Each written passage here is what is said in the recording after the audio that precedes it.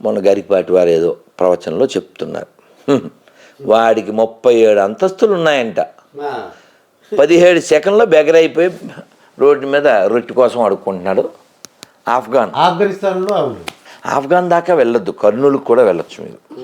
కర్నూలులో ఒక 7-8 ఏళ్ల క్రితం ఎప్పుడో వరదలు వచ్చినాయి. బ్రహ్మం గారు చెప్పారు కదా, కర్నూలు వరదలు వస్తాయి. ఆయన చెప్పినవి చాలా అయినాయి కదా.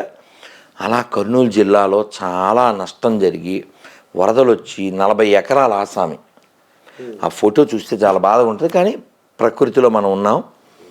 ఆయన పాపం మట్టి అంటుకున్న రొట్టె తింటున్నాడు. అంత ఆస్తిపరుడు. అంటే ప్రకృతి ముందు నువ్వెంత జస్ట్ పిల్లబచ్చగాడివి. అందుకనే నేను పిల్లలతో చెప్తుంటాను, పాటలు పాడతారు పిల్లలు. రెచ్చిపోదాం బ్రదర్ అంటుంటారు. రెచ్చిపోదాం బ్రదర్. కానీ గుర్తుపెట్టుకోవాల్సింది ఏంటంటే, చచ్చిపోతావు బ్రదర్, వెయిట్ చేస్తుంది మీ మదర్, ఎముడు తీస్తారు నీ లెదర్.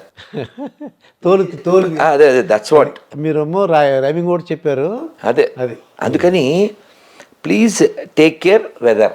ఓకే, అర్థం చేసుకో బ్రదర్. Don't think others. అందుకని ప్రకృతిని మనం గౌరవించాలి.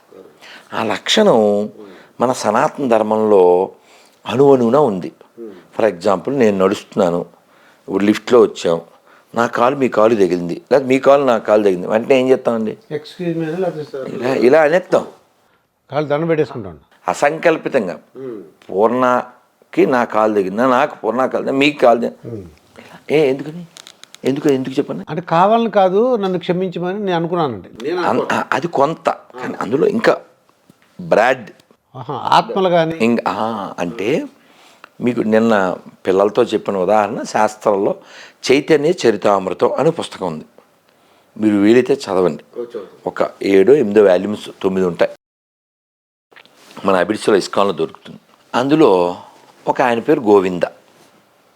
ఆయన గురువుగారి సేవ చేయడానికి వచ్చాడు. గురువుగారు అప్పటికి నిద్రపోతున్నారు. కాళ్ళు నొక్కాడు. గురువుగారు నిద్ర లేచాక ఇలా తిరిగితే ఇతను ఇటువైపు ఉన్నాడు. ఏంటి ఆయన ఇక్కడ ఉన్నామంటే, మీకు కాళ్ళు నొక్కడానికి వచ్చాను గురుగారు. మరి నేను నిద్రపోయాను కదా, నువ్వు వెళ్ళిపోవచ్చు కదా అన్నారు. అంటే మీరు ఈ గుమ్మానికి అడ్డంగా ఉన్నారు కదండి, మరి మిమ్మల్ని దాటి వెళ్ళలేను కదా అన్నాడు. నువ్వు లోపలికి ఎలా వచ్చావు అన్నారు. మరి మంచిగా వచ్చినాయి, మిమ్మల్ని దాటే వచ్చాను అన్నాడు. మరి ఇప్పుడు దాటడం తప్పని ఇప్పుడు చెప్తున్నావు, అందుకని వెళ్ళలేదు, ఇక్కడే కూర్చున్నా అన్నావు. మరి ఎలా ఇందా వచ్చింది నువ్వు అలా దాటుకునే కదా. అతను ఏమన్నా అంటే, ఈ గోవింద్ అనే అతను, ఒక మనిషిని అలా దాటకూడదు కదా, ప్రతి జీవిలో పరమాత్మ ఉంటాడు కదా, పాపం కదా లెక్చర్ ఇచ్చారు. ఈ లెక్చర్ మరి వచ్చేప్పుడు ఏమైంది అన్నారు ఆయన. అంటే ఆయన అన్నాడు, అక్కడ వాళ్ళ స్టాండర్డ్ చూడండి, వాళ్ళ మెచ్యూరిటీ చూడండి. మా గురువుగారికి సేవ చేయాలి, నేను నరకానికి వెళ్తే ఏంటి, ఇంకోటి అయితే ఏంటి, మా గురువుగారి సేవ చేయాలి, అందుకని ఇంకో మార్గం లేదు. మీరు గుమ్మంలో పడుకున్నారు, నేను అటు వస్తే కానీ మీ కాళ్ళు సేవ చేయలేము, వచ్చేసాను. మరి ఎందుకు వెళ్ళలేదు? వెళ్ళిపోవడం నా వ్యక్తిగతమైన పనులకి, ఎందుకు వెళ్ళాలి? అందుకని కూర్చొని. అంటే మన ఉద్దేశం చూసారా, అది చాలా ముఖ్యమైనది. అదే మంచి ఉద్దేశం అయితే చెడ్డ పని చేసినా పర్లేదన్నమాట. అంటే మీరు అన్నట్టు ఇక్కడ చెడ్డ పని అని కాదు, మేలు. అంటే మీకు అర్థమయ్యేలా చెప్తాను. ఎవరైనా స్పృహ కోల్పోతున్నారు, వాళ్ళు స్పృహ కోల్పోతే ప్రాణం కోల్పోతారు. కాబట్టి మనం వాళ్ళని నెమ్మదిగా చెప్పం, దవడల మీద కొట్టి చెప్తాం, హే నిద్రపోకో అంటే కొట్టడం వెనకాల ఏముంది? ఆయన మేల్కొల్పడానికి, ఆయన ప్రాణం బ్రతికించడానికి. అలాగే గుండె అయిపోతున్నప్పుడు కూడా వాళ్ళు చేస్తారు. మరి సిపిఆర్ చేయకపోతే ఎలా బతుకుతాడు? పాపం నిప్పతుందంటే వాడే ఉండడు. కాబట్టి ఉద్దేశం ప్రధానం, ఎప్పుడైనా ఉద్దేశం ప్రధానం. ఎవడో గోతిలో పడిపోయాడు అంటే ఈ ఉద్దేశం ఎలా ఉండాలంటే, మనం మామూలుగా ఎవరినైనా తిట్టేటప్పుడు గాడిద అని తిట్టుకుంటాం, కానీ ఒక కథలో ఆ గాడిదలాగే ఉండాలి. ఆ కథ చెప్తే మీకు అర్థమైపోద్ది, చాలా వండర్ఫుల్ గాడిద అని. అంటే జీవితంలో కష్టం వస్తే ఆ గాడిదలా ఉండాలి. ఎలా అంటే, గాడిదని తీసుకుని వస్తున్నాడు ఒక వానర్, వస్తుంటే ఈ నేల బావిలో పడిపోయింది. అది అందులో వాటర్ లేదు. వీడు దాన్ని తీయడానికి పాపం ట్రై చేశాడు. పెద్ద పెద్ద తాళ్ళు, క్రేన్లు ఏమి లేవు ఆ కాలం కాబట్టి. వీడు చాలా ట్రై చేసి ఇంకా దాని భయం వేసేస్తుంది, లోపల వాటర్ లేదు, అవును. వీడి దగ్గర ఏం మ్యాటర్ లేదు. ఏం చేయాలి వీడు బాగా ఆలోచించి, ఇంకా దీన్ని పైకి తీయలేము, దాన్ని అలా వదిలేస్తే ఆకలితో చచ్చిపోద్ది, ఇక్కడ మట్టి దండిగా ఉంది, మట్టి వేసి కప్పెట్టేద్దామని ఆడు చేత్తో మట్టిని ఎలా వేసేస్తున్నాడు. అది భయపడిపోయింది. ఎంత దుర్మార్గం, ఇన్ని రోజులు వీడు గాడి చాకిరీ చేశాను, వీడు కనీసం గాడిలో గాడిని చూడకుండా మ్యాడిఫీలో నా మీద మడ్డేసేస్తున్నాడు, మట్టేసి నన్ను కప్పెట్టేస్తున్నాడు వీడు అని పెద్ద పెద్ద సౌండ్ చేసి కాసేపటికి సౌండ్ మానేసింది. అదేంటి మనం కొంచెమే మట్టేసాం, అప్పుడు ఇది కప్పెడిపోయిందా, సౌండ్ చేయట్లేదేంటి అని వాడు మట్టేయడం మనిషి చూస్తున్నాడు. అది కాలుతో ఎలా సరి చేసేస్తుంది.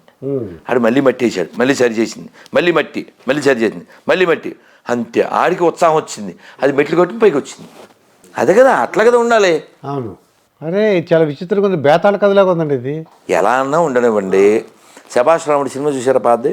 అది మిస్ అయ్యానండి. పోనీ ఏ సినిమా పేరు నాకు తెలియదు కానీ, కష్టాల కోర్చుకున్ననే సుఖాలు దక్కును, సుఖాలు దక్కును, జయంబు నిశ్చయంబురా భయంబు లేదురా, జంకు గొంకు లేక ముందు సాగి పొమ్మురా, సాగి పొమ్మురా. ధైర్యం కలిగి ఉండాలి. సీతాదేవిని వెతకడానికి వెళ్ళాడు, పాతాళ భైరవి కూడా అలా ఉంటుంది. అంతే. అవును, సీతాదేవిని వెతకడానికి వెళ్ళాడు హనుమంతులు వారు. చాలా తిరిగారు, అసలు వెళ్ళకూడని బెడ్రూమ్లోకి కూడా వెళ్ళాడు, చూడకూడని కూడా చూశాడు. సీతాదేవిని చూడడానికి వెళ్ళాడు వెతకడానికి, వెతికి వెతికి ఆయనకి కనపడలే. ఆ రావణాసుడు బెడ్రూమ్లోకి వెళ్ళిపోయాడు. వాళ్ళు ఏమో ఎట్టంటే అట్లా పడుకున్నారు, ఒంటి మీద స్పృహ లేదు, కొందరికి బట్టలు లేవు, కొందరు తాగేసి రకరకాలుగా ఉన్నారు. బయటకు వచ్చి ఛా వీళ్ళందరినీ చూడకూడని స్థితిలో చూశాను అని చాలా డిప్రెషన్లోకి వెళ్ళిపోయాడు. డిప్రెషన్లోకి వెళ్ళిపోయి మళ్ళీ ఆలోచించాడు, నేను ఎందుకు వెళ్ళాను, అమ్మని వెతికే ప్రక్రియ. ఇప్పుడు మీరు ఒక కుందేలు తప్పిపోయిందండి, ఎక్కడ వెతకాలి, కుందేళ్లలోనే వెతకాలి, అవును, పాముల్లో వెతకూడదుగా. అవును. స్త్రీ, సీతాదేవి ఒక స్త్రీ, స్త్రీ వెతకాలంటే స్త్రీలలోనే వెతకాలి. అలా ఐ డిడ్ మై డ్యూటీ అని వాయుదేవుడు వాళ్ళ తండ్రికి రాముడికి దండం పెట్టి, సూర్యుడికి వాళ్ళ గురువు గారికి దండం పెట్టి, నా దోషం ఏమీ లేదు, వాళ్ళంతా నా తల్లులతో సమానమని దండం పెట్టాడు.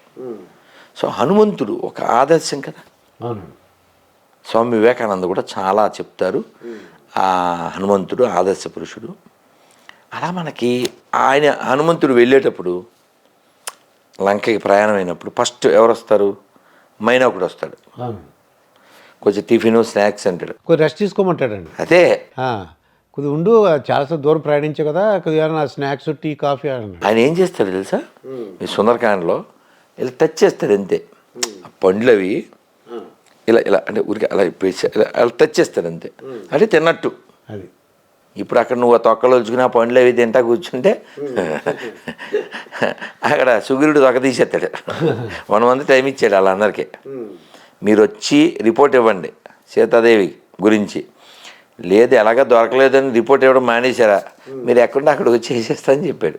కానీ ఇక్కడ విషయం, రాముడు ఎంతో నమ్మి ఆ ఉంగరం ఇచ్చాడు. ఎవరిని, ఇన్ని కోట్ల మంది వానరులుంటే ఎవరిని నమ్మాడు, ఆంజనేయ స్వామినే నమ్మారు. మరి నిలబెట్టుకోవాలిగా, ఆయన నిలబెట్టుకున్నాడుగా, అందుకే ఇప్పుడు కూడా మాట్లాడుకుంటున్నావు. అందుకని నువ్వు మాట్లాడకూడదు, నీ సక్సెస్ మాట్లాడాలంటారు. నేను కొద్దిగా మీ టీచర్ గురించి, అంటే మీ జనరల్గా as a teacher, as a principal నేను ఏమన్నానంటే, నా స్టూడెంట్స్ అంతా కూడా కాదు ఒక ఐఏఎస్ ఆఫీసర్లు ఐపీఎస్ ఆఫీసర్లు అవ్వాలనుకున్నాను. తీరా చూస్తే మీరు ఎలా అయ్యారు, మిమ్మల్ని చూసి టీచర్లు ఏమన్నారని. అంటే నేను అప్పుడు పాడేవాడిని, ఇప్పుడు పాడేవాడిని. అప్పుడు పాడతాను, ఒరే ఎప్పుడన్నా లాస్ట్ పీరియడ్లో ఖాళీ దొరికిస్తే అన్ని తరగతిలోని హాల్ బయట మైదానంలో కూర్చోబెట్టేసేసి ఆ గ్రౌండ్లో ఒరే ఓ పాట పాడరా, ఓ పద్యం చెప్పరా అని మాతో అప్పుడు ఒక పాట పాడేవాడిని. మాకు శర్మ గారు టీచర్ గారు, చలపతి మాస్టారు, అన్నపూర్ణ మాస్టారు, అలాగే ఈరోజు చక్కగా వాళ్ళ పేర్లు చెప్పిస్తున్నాను మీ చేత, నా టీచర్ల పేరు. అలాగే మేరీ టీచర్ ఉండేది, అలాగే ఒక ఆ, ఇంకొక లేడీ టీచరు, ఆవిడ పేరు మళ్ళీ గుర్తొస్తుంది. ఆవిడ ఆంజనేయులు మాస్టరు, మాకు బాగా కొట్టింది మాత్రం చలపతి గారును అన్నపూర్ణ గారు. సరే, వాట్ ఎవర్ ఇట్ మేబీ. అయితే అప్పుడు ఒక పాట పాడేవాళ్ళం, ఏంటంటే అనగనగా ఒక రాజు, అనగనగా కొడుకులతో పాటు రాజు కుక్కను పెంచి ప్రేమయ్యనే బాలు పోసి పెంపు చేసెను. చాలా మంచి సందేశాత్మకమైనటువంటిది. అయితే పిల్లలకి మొన్న నేను ఎక్కడో అడిగాను, ఒక శ్లోకం చెప్పు అని. 10th డిగ్రీకి వస్తే కూడా శ్లోకాలు రావట్లే, తర్వాత మాత్రం శ్లోకాలు వచ్చేస్తున్నాయి. ఏడుపులు. ఎందుకు చెప్పనా, బాగా చదవడం మాత్రమే జీవితంలో ఎయిమ్గా పెట్టుకుంటున్నారు, కానీ బాగా సంస్కారం పొందడం కదా ఏం కావాలి. సంస్కారం ఉండాలి. సంస్కారంతో సోపు వాడాలడు, సోపు వాడుతున్నాడు కానీ సంస్కారం రావట్లేదండి. అందుకనే మనకి పిల్లలు ఎలా ఉంటే సంస్కారవంతులు అంటే, రాముణ్ణి చాలామంది ఏవేవో సలహాలు ఇచ్చారు. అడవికి వెళ్ళిపోయాక, వాళ్ళ నాన్నగారు చనిపోయాక వెనక్కి వచ్చి అని చెప్తే రాముడు అన్నాడు, తల్లిదండ్రుల మాట పాటించడం నా ధర్మం, ఆ ధర్మం నుంచి నన్ను వెనక్కి లాక్కండి అన్నాడు. 14 సంవత్సరాలు ఉండాలి కదా అది. వీళ్ళందరి కోరిక ఏంటి, రాముడు పరిపాలిస్తే బాగుంటుందని. వాళ్ళందరూ అనౌన్స్మెంట్ అయిపోయింది కదా సార్, అనౌన్స్మెంట్ ఇవాళ అయింది. దేవుడు రేపే పట్టాభిషేకం సార్, ఇది మొత్తం మఠానికి వెళ్ళిపోయింది కదా సార్ పట్టాభిషేకం లేకుండా. ఎంత లక్షల మందికి అప్సెట్ అయిపోయారు. ఆయన చనిపోయాడు, ఇంకా వీళ్ళు రాముని వెనక్కి తెచ్చుకుంటే కాస్త ఉపశాంతి, మనశ్శాంతి, వాళ్ళ ప్రేమ. ఏదో 2 3 10 మందో రాలే, లక్షలాది మంది వచ్చారు. మంత్రులు, జనం, తల్లులు అందరూ వచ్చేసారు. వెనక్కి రమ్మని రాముడు ఏం చెప్పాడు, జాపాలేను ఒక మహర్షి ఉన్నారు. ఆ మహర్షి ఏమిటి ఇంకా పితృవాక్య పరిపాలన అదీను, మీ నాన్నగారు చచ్చిపోయారు కదా, ఇంకా మాటాలేదు మోటాలేదు వచ్చే, ఇలా కొంచెం సెటరిక్గా పొల్లవిరిపి అంటారు కదా, అలా చెప్పాడు. రాముడు కోపం వచ్చిందండి. మా నాన్నగారు ఎవరికి పడితే వాళ్ళకి అనవసరంగా జీతాస్తున్నారు, సాత్లూరు వేళ చెప్తారు. అలా అనేస్తే ఈ జాపాలి ఫీల్ అయ్యి, రామచంద్రమూర్తి ఏదో వెనక్కి తీసుకెళ్ళాలని అలా అన్నాము అంతే, నేనేమి నాస్తికుణ్ణి కాదు, నీ ఇష్టం స్వామి. ఇంకా అంటే రాముడి పట్ల వాళ్ళ ప్రేమ అది కొలవలేంది, మరవలేనిది, కొలవలేనిది, వాళ్ళకి కొలవలేనిది. యస్య రామం న పశ్యతి అంటే వాళ్ళు అడిగేవారంట. శ్రీభాష్యం అప్పలాచార్యులు వారు చెప్తారు, ఎంత బాగా చెప్తారో. రాముని నువ్వు చూసావా అని అడుగుతారట ఎవరినన్నా.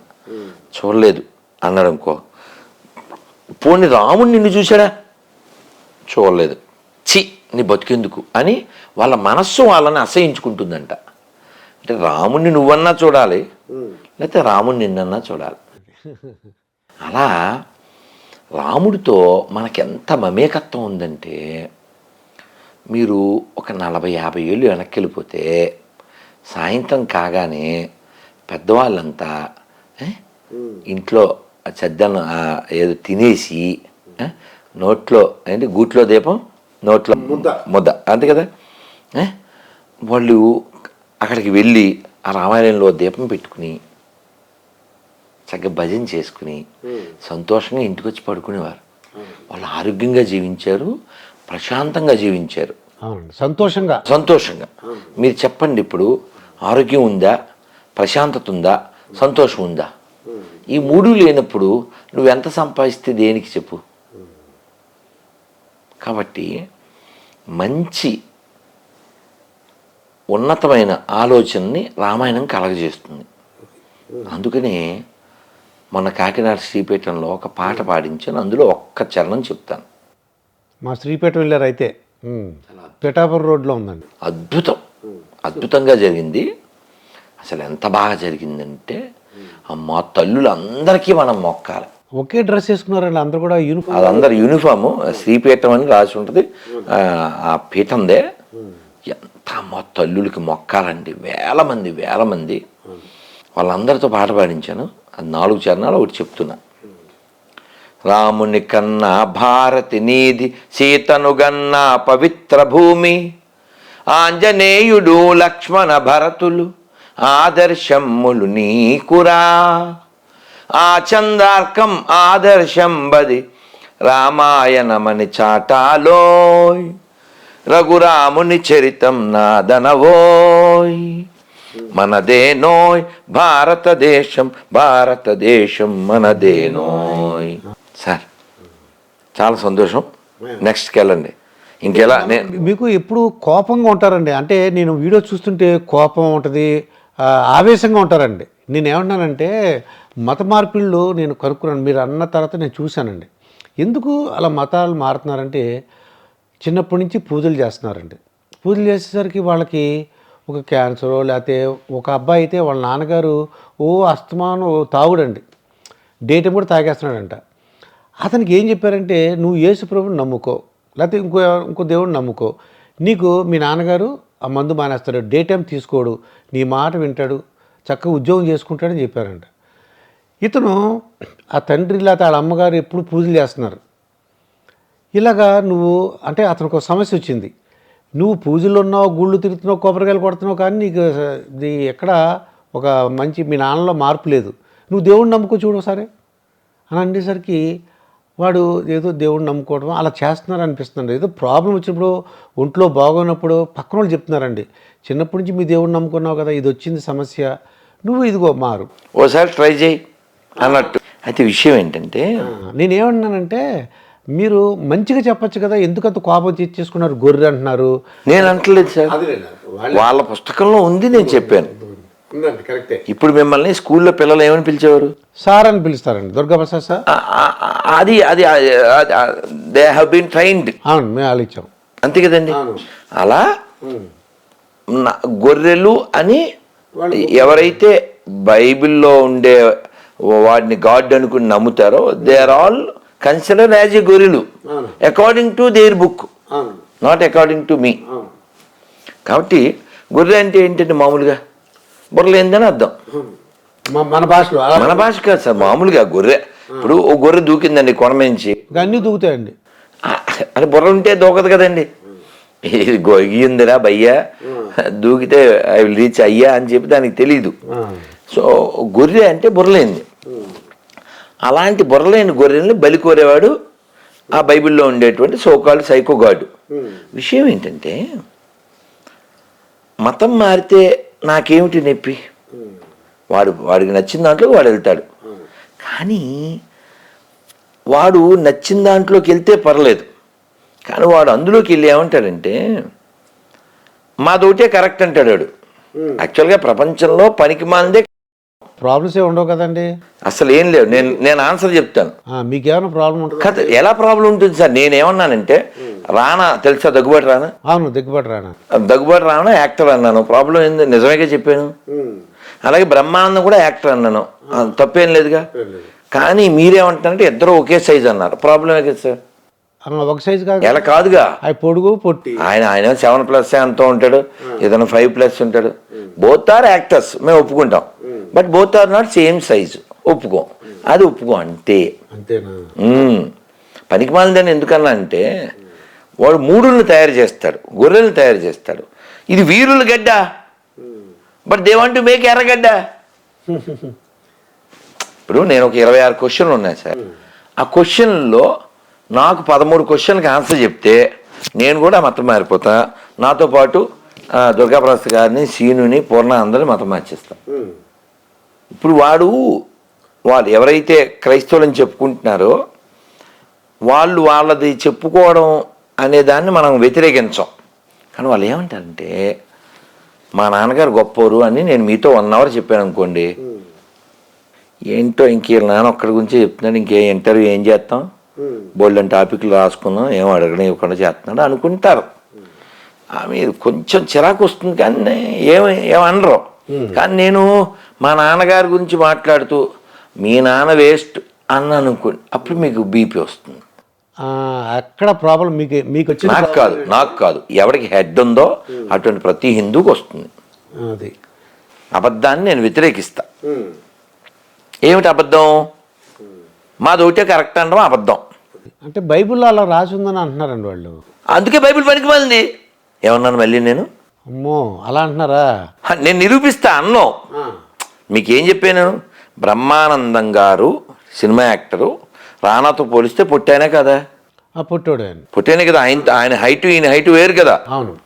మీరేం ఒప్పుకోవట్లే. ఇద్దరిని ఓ చోట చూపిస్తాను, మీకు తెలిసిపోద్ది కదా. అలా అంటే మీకు ఎక్కడ కోపం వస్తుందంటే అబద్ధం. ఏంటి అబద్ధం? రుజువులు లేని మాటలు మాట్లాడడం. ఫర్ ఎగ్జాంపుల్ మన కలవరి సతీష్ ఉన్నాడా? ఇక్కడ ఆయిల్ అమ్ముతాడు కదా సార్, ఆయిల్ కచ్చీఫ్లు చాలా కలవర లక్షలాది మంది వెళ్తారటండి. అన్ని ఆయిల్ కచ్చీఫ్ అమ్ముతాడు కదా. దేనికి? ఆయిల్ పట్టుకెళ్తే ఆ కచ్చీఫ్ని ఎత్తినేసుకుంటే ఏదో తగ్గిపోతాయంటారు కదా. అది పాయింట్ 1. అంటే మీకు శాంపిల్ మీకు అర్థం కావడం కోసం చెప్తున్నాను. మియాపూర్లో ఉన్నట్టుందండి కలవర. ఓకే. ప్రవీణ్ అని ఒక అతను అన్నాడు, షారోన్ అని వాళ్ళ ఆవిడ, వాళ్ళిద్దరు బెల్లంపల్లి. అతను కామెడీలో టాప్ మోస్ట్ అనమాట.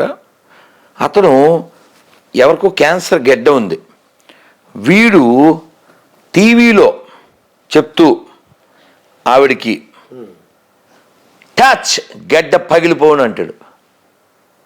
వీడేదో శరబా ఏదో అనేస్తే ఆవిడికి వీడు ప్రేయర్ చేస్తే గెడ్డ పగిలిపోతుందంట.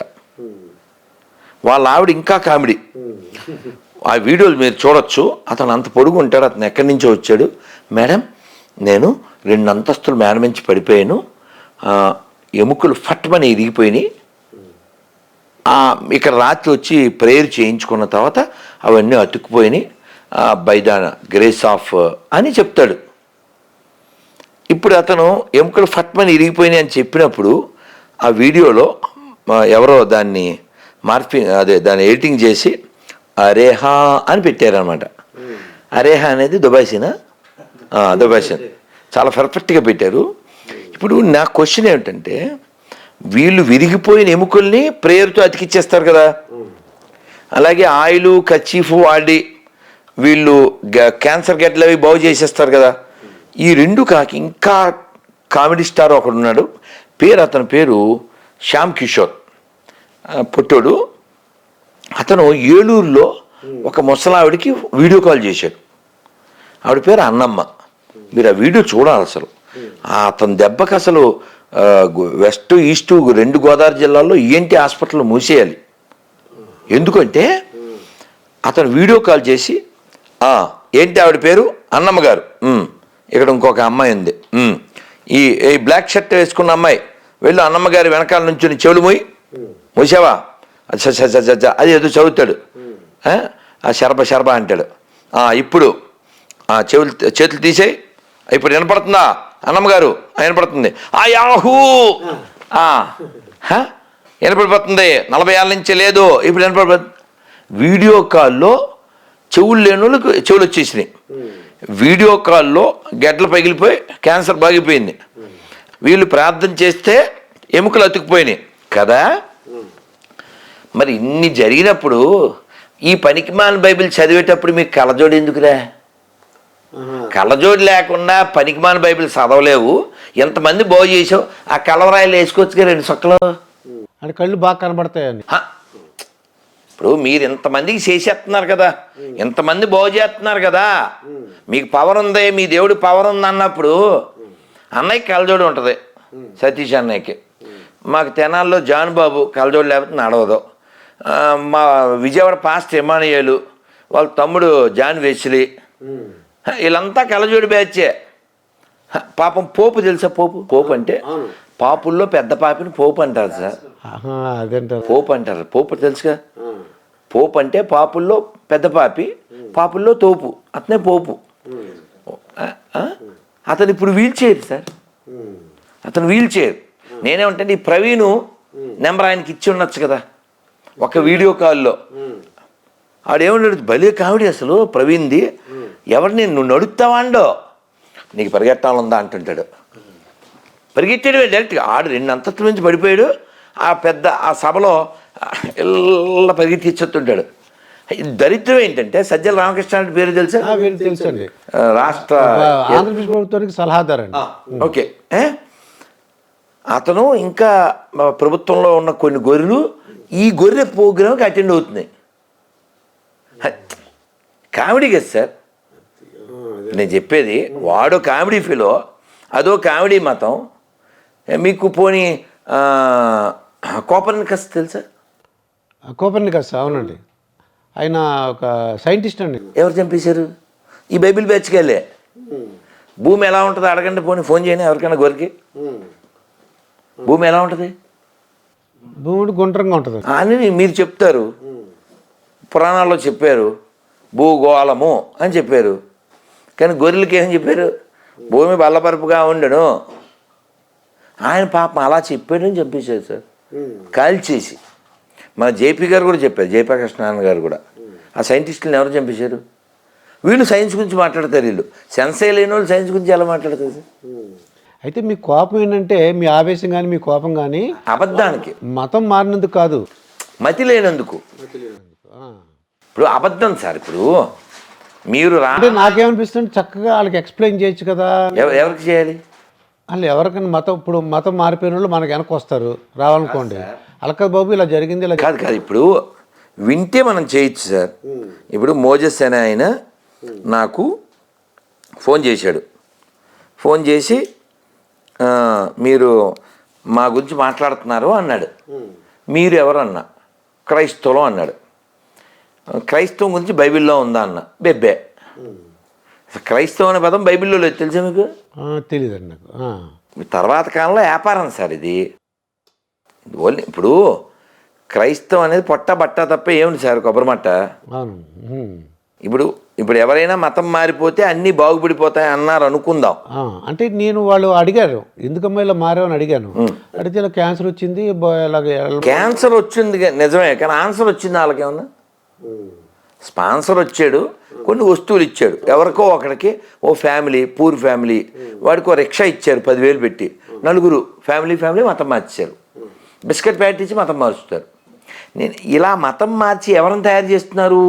దేశద్రోహులను తయారు చేస్తున్నారు. ఏమండి, ఇక్కడ ఉన్న నేను కానీ, మీరు కానీ, పూర్ణ కానీ, సీను కానీ ఎవడైనా మా పూర్వీకులు ఏదవలో అని చెప్తావా? మీరు చెప్పండి. ఆడు చెప్తాడు. రాంబాబు అనే ఒక గొర్రె ఎక్కడి నుంచి అంటే తుని దగ్గర.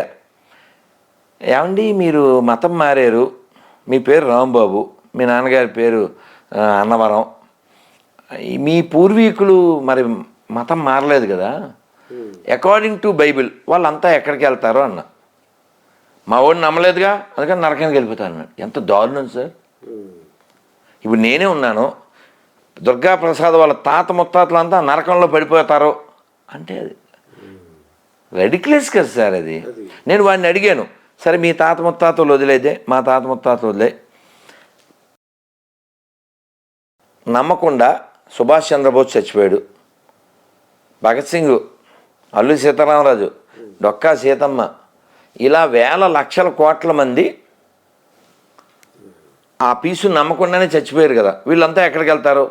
వాళ్ళంతా మన దేశం కోసం చచ్చిపోయారు. అల్లూరి కానీ, భగత్ సింగ్ కానీ, సీతారామరాజు, సుభాష్ చంద్రబోస్, అంతా మన దేశం కోసం చచ్చిపోయారు. మహాత్మా గాంధీజీ, వీళ్ళందరూ మన కోసం చచ్చిపోయారు కదా. వీళ్ళంతా మరి నమ్మలేదు కదా. వీళ్ళు ఎక్కడికి వెళ్తారంటే వాడు ఏమన్నాడు తెలుసా? ఎవడైనా సరే మా వాడిని నమ్మకపోతే నరకమే అన్నాడు. వాడు చెప్పింది కరెక్ట్. ఎందుకంటే మార్కు 16 అని చాప్టర్ ఉంది, ఒక చాప్టర్ పేరు మార్కు. అందులో 16వ వచనం ఏంటంటే, నమ్మి బాప్టిజం పొందినవాడు రక్షించబడును, లేకపోతే శిక్షించబడును. అంటే ఏంటండి దాని మీనింగ్ ఏంటి? నమ్మి వాడి దగ్గర బాప్టిజం పొందాలంట, నమ్మకపోతే శిక్షించబడతాడంట. ఏమండి మనం ఏ షాపులో కొనాలో మన ఇష్టమా, షాప్ వాడి ఇష్టమా? మన ఇష్టం అండి. ఇది పోనీ షాపులోకి వెళ్ళాక ఏం కొనాలో మన ఇష్టమా, ఆడిష్టమా? మన ఇష్టమా అండి. ఏమండి అంతేనా? కానీ వీళ్ళు ఏమంటారంటే మేము చెప్పిందే కొనాలి అంటారు. ఇప్పుడు దేవుడు ఉన్నాడా లేడా? దేవుడు ఉన్నాడండి. ఓకే, మీరు ఒక్కరే కాదు ఈ మాట చెప్పేది. ప్రపంచంలో 700 కోట్ల మందిలో 99% మంది ఏం చెప్తారు? దేవుడు ఉన్నాడని చెప్తారు. అంటే ప్రపంచం అంతా ప్రశాంతంగా ఉండటానికి ఒక మంచి రీజన్ ఉందిగా.